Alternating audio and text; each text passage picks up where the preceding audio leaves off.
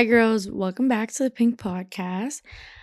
For today's episode, I think we're going to talk about being a narcissist. I think that I'm technically a narcissist. I want to kind of like figure it out for sure on the pod. This is like a crazy episode. Oh my God, my cat is trying to get out of my room. Hold on. The reason why like this topic even really came into my mind is because there's like some family drama going on in my life right now. And I am seeing people in my family that are narcissists, right? And I'm like, that's my twin, which is so sad. It's so sad. But realistically, I feel like it does obviously like, kind of like get passed down, like certain traits. Also, I am recording this because it's part of my New Year's resolution and I didn't really have a clear topic. And when this kind of came into my brain, I was like, you know what? I feel like somebody does need to talk about this. So why not me? But I'm so tired today. It's 9 p.m. I woke up, I went to the gym, I cooked all day, I meal prepped for the entire week for two people. So I have been on my feet all day, like cleaning dishes, cooking, whatever. You don't even care. But I'm so tired. And I was helping that certain family member on the phone dealing with a narcissist person. And I was like, girl, like just do this because that's exactly how I am. And then I was like, you know what? I feel like that's exactly what I want to talk about on the pod because I feel like either a lot of us do have narcissistic tendencies and we just don't really understand that that's what it is because when we hear it, it's like such a TikTok word now, like a narcissist, like gaslighting and narcissist. And I feel like obviously there's like the very extreme, horrible version of a narcissist. And then there's like people with like mild cases like me. I think maybe it is like narcissistic to say that like your narcissism is a mild case. I feel like that sounds very narcissistic, but I don't know. Like I feel like when I've read online certain things about like what a narcissist is, sometimes it's just like OD, and I'm like I see some stuff, and sometimes I'm like I don't know. I feel like that's too much. So let's get into what a narcissist is. I'm gonna look it up. Okay, so narcissist personality disorder. I didn't think it was like a personality disorder. I thought it was more like a characteristic you could have, like, oh, like that person's annoying, that person's a narcissist. So that's already like kind of like sheesh. I didn't know it was like in the disorders type of lineup. It says it's a disorder is a mental health condition in which people have an unreasonably high sense of their own importance. They need and seek too much attention and want people to admire them. People with this disorder may lack the ability to understand or care about the feelings of others. But behind this mask of extreme confidence, they are not sure of their self worth and are easily upset by the slightest criticism. Okay, you see, like, I don't feel like I want people to admire me or that I'm super like high sense of self, whatever. But I do see like sometimes like okay, like the lack of empathy, I kind of see that in myself like when I'm arguing with my partner. I feel like okay, I could have been way more empathetic in that situation. And I feel like for me, the reason why I feel like even more of a narcissist is because I have an avoidant attachment. And if you don't know like the attachment styles, I think there's four things like avoidant, anxious, and there's one that's like a healthy one, like a slay. I don't even know the name. That's how you know I'm not that one. Oh, secure. Secure attachment. And I forget the other one. There's like four. I think the most common ones like usually are like avoidant and anxious. And I literally am an avoidant and then my partner is like an anxious one. And then I know other people who are like vice versa. Like the male is like more avoidant and the female is more anxious. And then it kind of goes either way. But the point is, I feel like the combination that I have in me of being like an avoidant, which makes me like not be good with like confrontation and not want to like deal with being told that I did something wrong. Like, you know what? As far as back as I could think, like when I was like in like elementary school, if like a teacher like called me out in front of like the group and was like, "Hey, like you're being bad or you're like being very talkative," I would literally get so like ashamed and like overwhelmed of being criticized. I would literally like start crying in front of the class. Like I just couldn't handle being criticized like by my teachers. And I was like a kid, like So I don't really know if like I was just born with it. Like maybe she's born with it. I don't fucking know if I was born with being like an avoidant in that sense or like a narcissist. I don't know which of the two would make me not want to be criticized, but I know like as an avoidant attachment, whatever style, I don't like confrontation or actually that's kind of wrong. Like I like being confrontational, but I don't like it back, I guess. Like if somebody wants to argue with me on the street, like I'm down to argue. But then like I think it's only like I don't like confrontation when I'm the one that's wrong. Like if somebody's telling me, "Hey, you hurt my feelings," and by somebody I mean like my partner. They're like, "Hey, I don't like how you were treating me, or I don't like how you said this, or you did this wrong." That to me feels like the end of the world. Like I feel like I don't want to talk about it. Like I literally rather cut off my left toe with a butter knife than to sit there through somebody telling me that I was wrong. And I think that's a little bit narcissistic. Or maybe it's like avoidance style. I really don't know which of the two it is. Let's figure it out together anyways. Let's go back to this. I literally forgot that I was reading this. Narcissist personality disorder affects more males than females, and it often begins in the teens or early adulthood. Some children may show traits of narcissism, but this is often typical for their age and doesn't mean they'll go on to develop narcissistic personality disorders.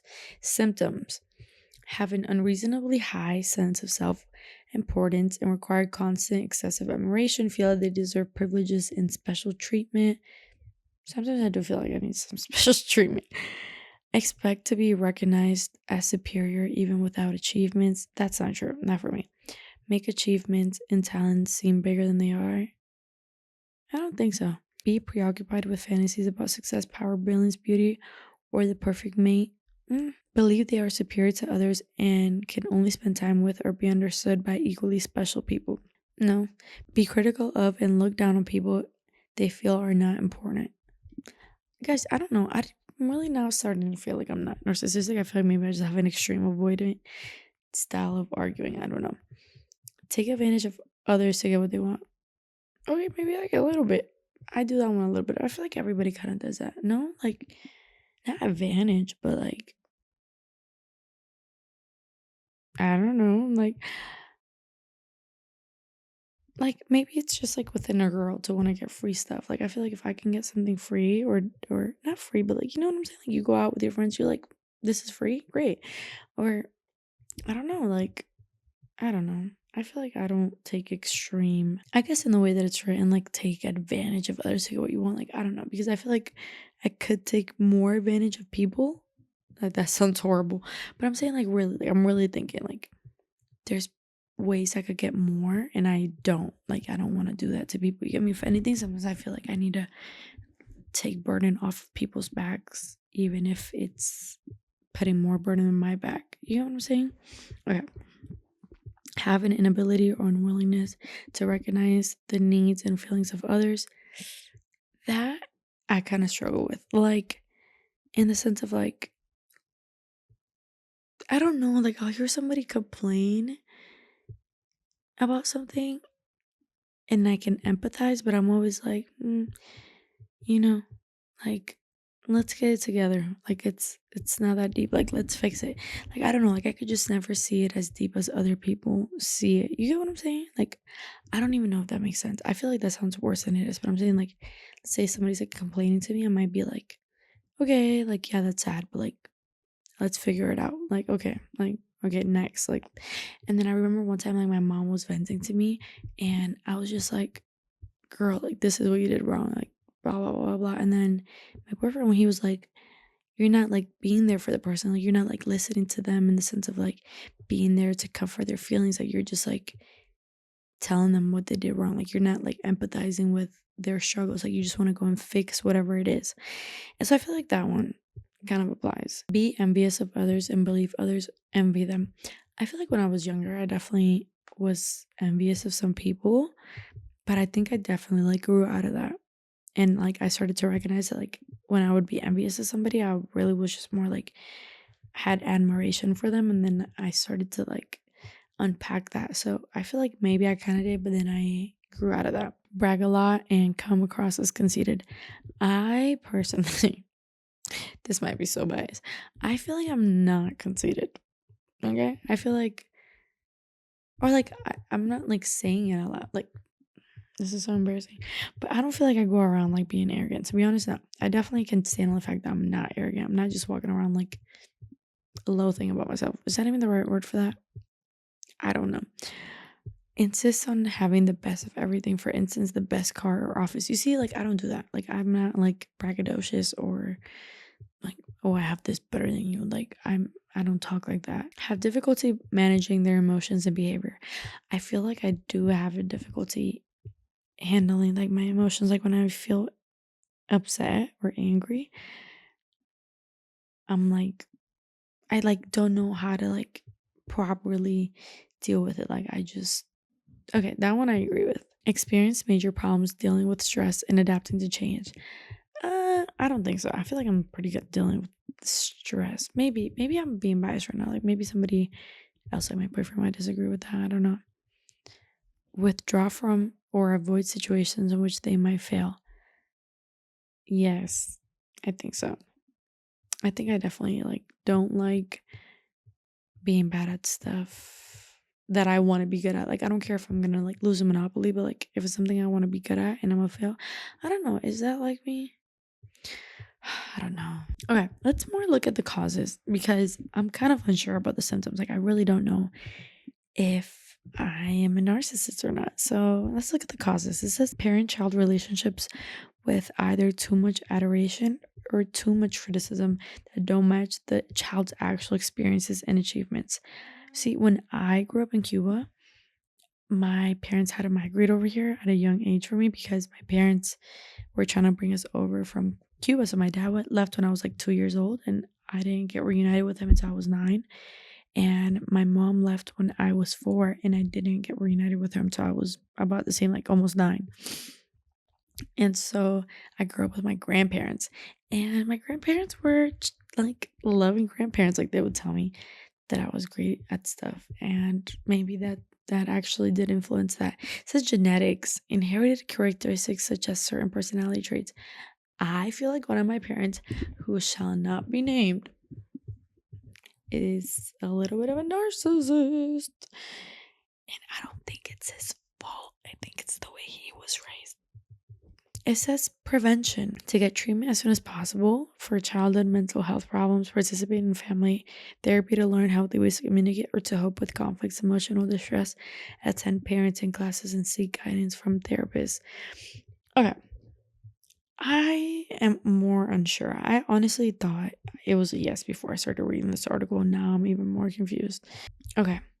After reading that, I'm really starting to feel like I'm not a narcissist. I'm really starting to feel like I just have an extreme avoidant um attachment style because a lot of those things I felt like weren't describing me. I feel like I more see the similarities when it comes to like relationship stuff and like how to deal with my emotions and other people's emotions. And I feel like all of those relate more to the avoidant avoidant attachment thing more than like the narcissistic stuff. So let's look. Avoidant attachment is an insecure attachment style where individuals tend to avoid emotional intimacy and prioritize independence. It develops when a child experiences a lack of consistent care and responsiveness from their primary caregiver, leading to a pattern of emotional distancing and discomfort with closeness in relationships. Maybe it kind of stemmed from like my parents having to leave the country when I was so young and me being like, I don't know, left to like feel parentless. Like obviously I had my grandparents, but I vividly remember like the day that my mom left, and I remember being distraught. So I don't know if maybe like, and obviously this was like for the greater good. I'm so glad that my parents left and like brought me to the United States. Hello.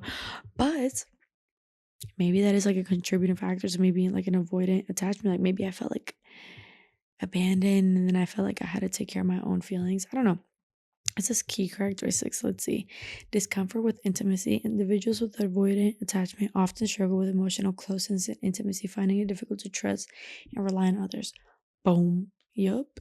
Strong desire for independence. They prioritize self sufficiency and independence, often preferring to rely on themselves rather than seeking support from others. Yup. Difficulty trusting others. They might have difficulty trusting others. They may be hesitant to open up emotionally or share personal information. Yup. Emotional distance. They may exhibit emotional distance and difficulty expressing feelings or showing affection, potentially creating a sense of aloofness or detachment in relationships. Guys, I think we're onto something. Rejection sensitivity. Ooh. Despite their outwardly independent demeanor, they may be highly sensitive to rejection and criticism, fearing negative judgments. You see, that's what I thought that I had with the narcissistic thing, but I think it's literally from the avoidant attachment thing. Okay, so those are like the key characteristics. These are like the reasons why somebody could maybe get that. Um, Avoidant attachment often develops when a child experiences a lack of consistent and responsive caregiving from their primary caregiver, leading them to believe their emotional needs are not being met. Maybe when my parents left and I was like, I have no parents. Um, Dismissive or critical parenting. A caregiver who is emotionally dismissive or overly critical can also contribute to the development of avoidant attachment. Early childhood experiences. The early relationships a child forms with their primary caregiver have a significant impact on their attachment style and long-term relationships. Kind of like what I said. So then these are like the impacts on your relationship. Difficulties forming closing bonds, lack of emotional support. So they may have a difficulty seeking or providing emotional support, which can lead to feelings of loneliness and isolation. Yep. Superficial interactions. They may prefer superficial interactions and avoid getting too close to others, potentially creating a sense of distance in their relationships. And it says how to overcome this problem. Therapy, self awareness, and building trust. Okay, I feel like you're like, why am I watching this episode of Wendy trying to figure out if she's a narcissist? Okay, the reason why we did this whole exercise is because I feel like I said in the beginning of the episode, a lot of people are narcissistic and they just don't like know it because that's kind of part of being a narcissist. I feel like it's like not believing that you are.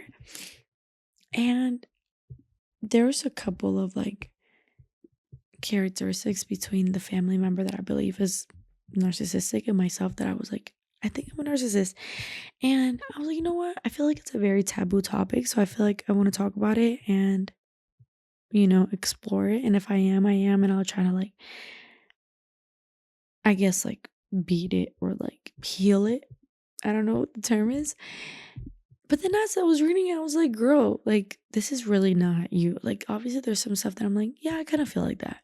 But then I really completely agreed with like the avoidant attachment situation. So I think I just have that because I don't really feel like a narcissist after I read all that stuff. Like, I felt like the word sounded more familiar and more like, yeah, that's probably what I had before I read it. But I'm like, that's not me.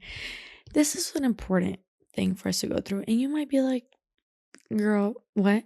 But listen, you either figured out in this video if you're a narcissist, if somebody that you love is a narcissist, or if you have an avoidant attachment style, or if somebody you love has an avoidant attachment style. Regardless of what it is, both of those characteristics have like things that make being in a relationship with that person tough because if you don't have those characteristics, you can't really relate to them. And if you do, then I don't know how you can handle somebody that has the same ones. Like, I feel like it's hard for me to deal with a person in my family that does have those characteristics, even though I sort of have some of them. But I feel like maybe it's because theirs is more narcissistic and mine is more avoidant attachment.